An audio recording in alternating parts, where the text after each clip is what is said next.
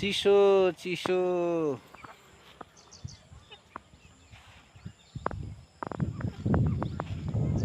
आज चाहिँ एकदम चिसो छ 3 दिन भइसक्यो यस्तो भएको एकदम ठन्डा ओह माथि पानी पर्दैछ ती पहाडको बिचमा पानी पर्दैछ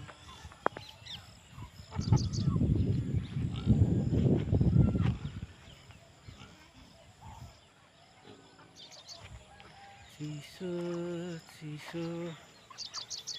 यहाँ तल गाउँ